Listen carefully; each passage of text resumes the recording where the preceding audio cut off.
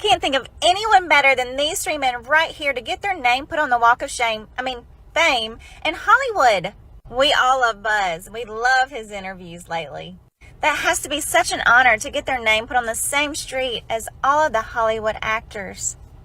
Neil definitely deserved a star because he made the first step for mankind on the moon. I'm so proud of them. I mean, they get to be on the Hollywood Walk of Shame. I keep doing that. Fame. With all of these amazing Hollywood elite actors. It's just amazing to me. There's one more person I want to show you that's on there. Look at that. That is so cool that he's on there too with actors. I wonder if I can get on there. Obey NASA, a cryptic message. There's a movie that was created, funded, and distributed by the government called Leave the World Behind. And it's about pretty much the end of the world. But when I search for this scene, this is the top Google image that comes up. I didn't watch this movie, but I went and watched the trailer, and he's wearing this shirt in the trailer. So in this scene, which is it? Is he wearing a blank gray shirt, or is he actually wearing the Obey shirt? Has the mainstream caught on to what we caught on to, and now has made this the top search to deflect, so when people go to cite this and check this, they'll see the first result is this. They'll say, oh, these crazy conspiracy theories, people must have just edited a photo, put that in there, and tried to make it look like they were trying to threaten us. Or is this the edited photo? I don't know. Those of you who saw the movie, you're going to have to fill me in. Which is it? Is this the edited photo? Or is this the edited photo? Eclipse on a flat Earth explained.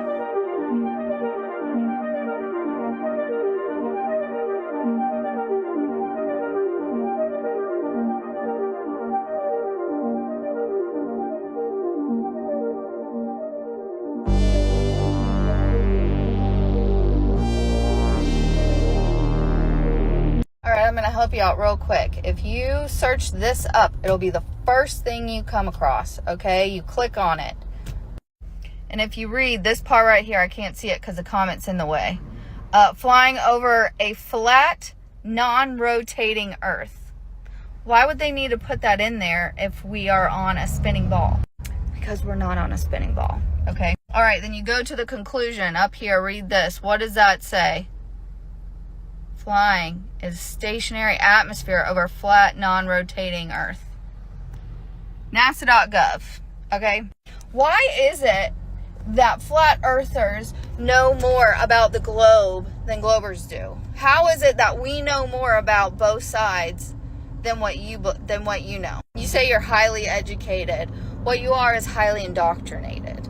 So, anyways, you can go look this up. Have a good read. Have a good night. All right, pay attention, you delusional Dunning-Kruger donuts. If dropping something was proof of gravity, Einstein would have just dropped something and proved gravity. Then you've got the three-body problem, which is a conundrum in mathematics and astronomy where you cannot have three bodies of mass orbiting around a center point of mass. The solar system claims to have 170 moons and 8 planets, so it's a 178-body problem. Then you've got Delphic oracles from the heliocentric priesthood who admit it is impossible to detect a gravitational field by means of local experiment. Then you've got all the ridiculous assumptions of gravity, which are it forms spheres in space, creates black holes, has a separate boson responsible for the force called a graviton, attracts everything in the universe to everything else with mass, bends an invisible conceptual medium called space-time, bends light, attracts everything to the center of mass, and assumes mass exists. Also, the ISS does not orbit on a great circle route, which on a heliocentric globe religion would be the only way to orbit something using gravity. And let's not forget the cherry on top. It was invented in 1666, and Big G is 6.67. I mean, that's all just a coincidence, though. Let's not be ridiculous conspiracy theorists. Lost in space. The adventures of globe believers who believe they are traveling around the sun at 66,666 miles per hour, even though they can't detect this movement.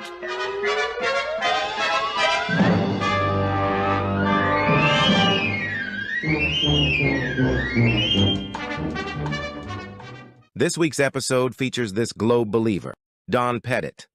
NASA's finest astronaut. Ahead of all of NASA's space programs, he's NASA's all-time best actor. I mean, best astronaut ever. I'm Don Pettit. I'm a NASA astronaut, and I'm on the International Space Station.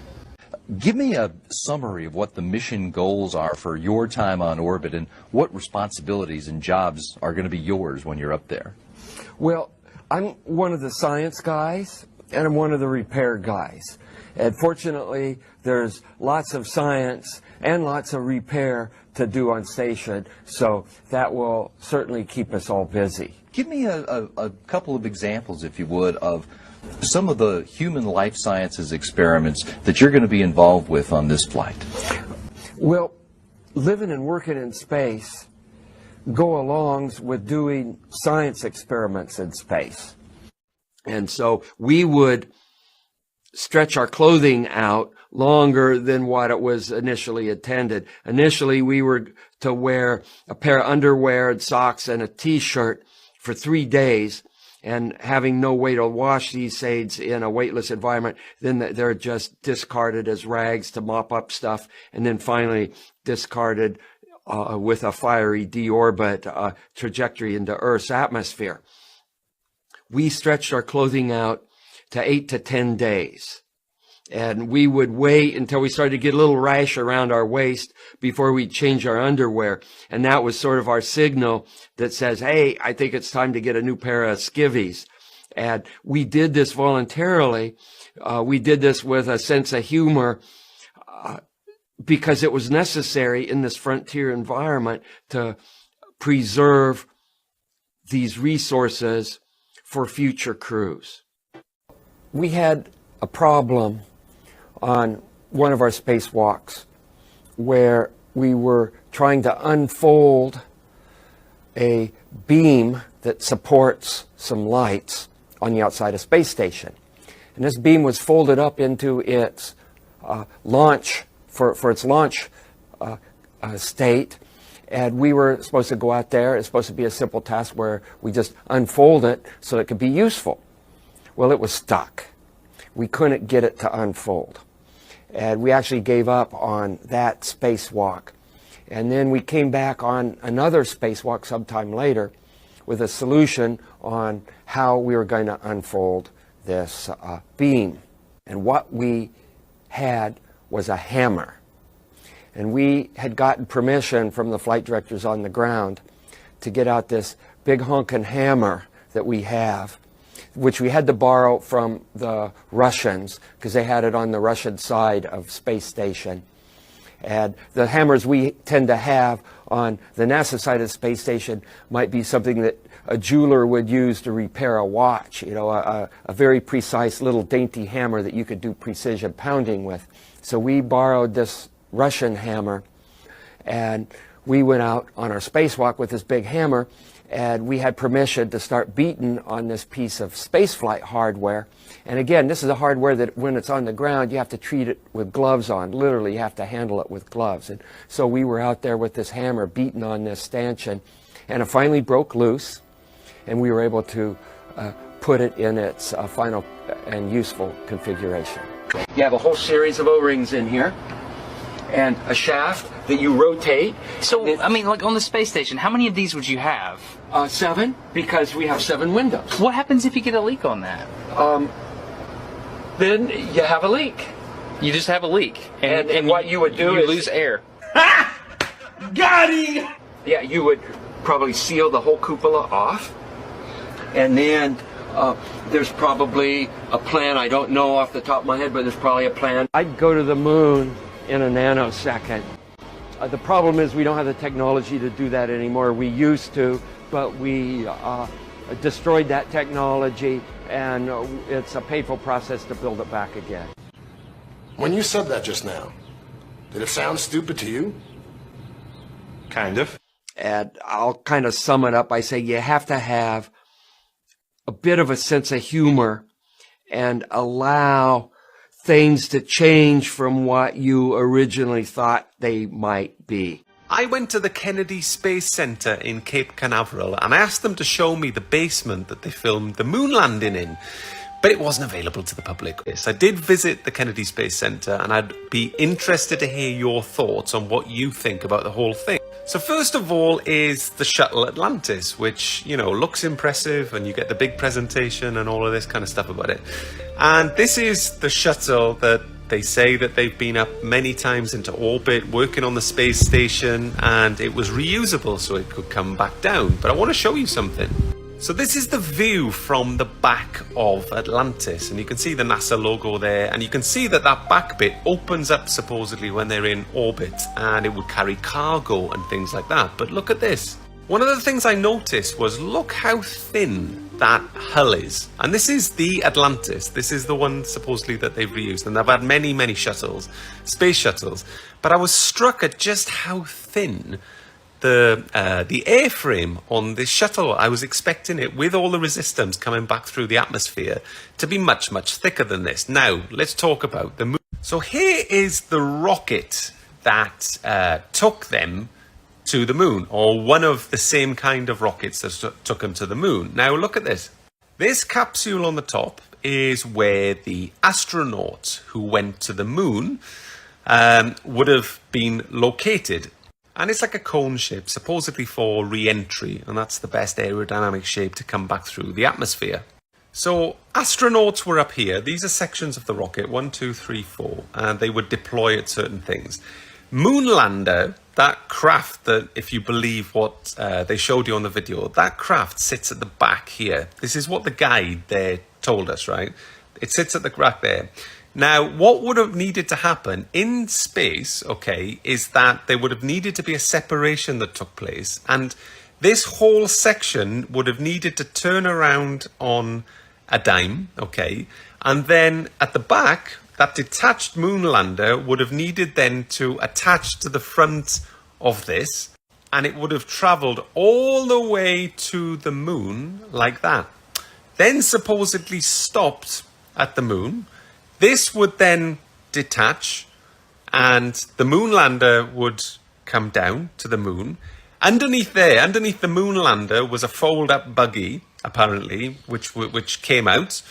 And, you know, there's all these inconsistencies with the thing. So I personally don't believe that they did it, but it's a tall tale, right? And then supposedly they lifted off, okay, back into this section here, crawled through all of this, right? Because this is all fuel, apparently, around there. There's a crawling hatch or some central thing there, back into this hatch at the front, and then navigated their way all the way back to Earth. This then separated, and they came back down. To me, it seems like science fiction, and it seems a bit far-fetched. I personally believe that the moon landing was filmed in a Hollywood basement, just like they said in Californication, right? And I certainly don't believe that this took place.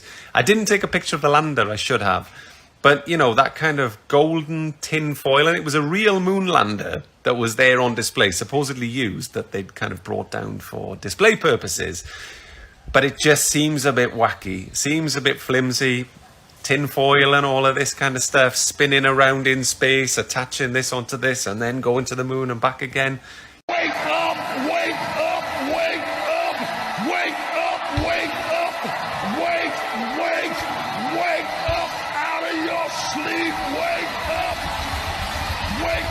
out of your sleep, wake up out of your sleep, wake up out of your sleep. Wake up, wake up, wake up, wake up, wake up, wake up, wake up, wake up, wake up, wake up, wake up, wake up, wake up, wake up out of your sleep, wake up out of your sleep, wake up out of your sleep, wake up out of your sleep, wake up, wake up, wake up, wake up, wake up, wake up, wake up, wake up. For those of you who don't know what this is the Mercator map, really cool map. I really hope that people will actually go out and buy these. These maps are like 10 bucks, 15 bucks. There's a whole bunch of them, different kinds. The Gleason map, the Mercator map. You got all sorts of really amazing flat earth maps. And they're cool. In my opinion, way cooler to put one of these on your wall than to put a stupid globe on your desk. Oh, your globe. So, you know, let's learn the truth. Let's learn the truth, and let's participate in teaching other people the truth. And what is the best way to do that? Honestly, it's to have something like this hanging on your wall when people come into my house. What is that? That's the flat earth map. Makes a great conversation. I'm gonna bring a couple actually to my office and hang them on my desk.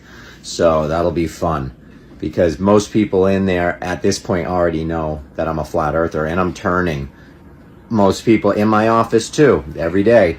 Someone else will say something, and you know, I get them thinking, because I am trying to bring this out to the street.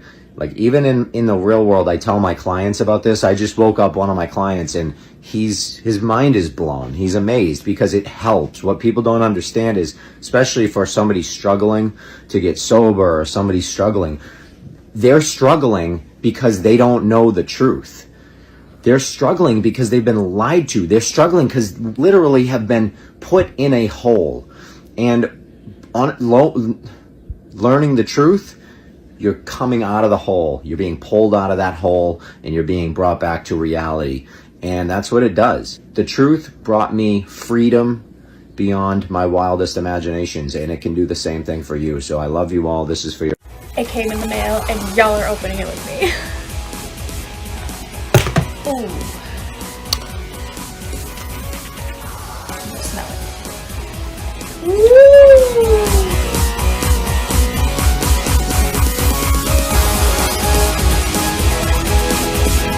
Here we go. The flat Earth map dates back over 1,000 years. This map is credited to being created by a Persian astronomer. His name was Al-Biruni, and he lived between 973 AD to 1048 AD. It's the official map of the United Nations and also the United States Geological Survey. It used to be present in many places before the creation of NASA and the Antarctic Treaty in 1959. Here you see it with Admiral Byrd. This map has been restored by Dmitry from Russia with suggestions of mine, Eddie Alenkar. Known by my YouTube channel Flat Earth Banjo, I asked Dmitry to include the Bermuda Triangle and Point Nemo, a place deep in the Pacific where NASA buries rockets. Then Robert Tozzi, a professional mapmaker, came along and enhanced the map even more. There are many people now selling this map online, but if you could order it from my online store, I would greatly appreciate it. Visit my online store now and order one of the items. I humbly thank you.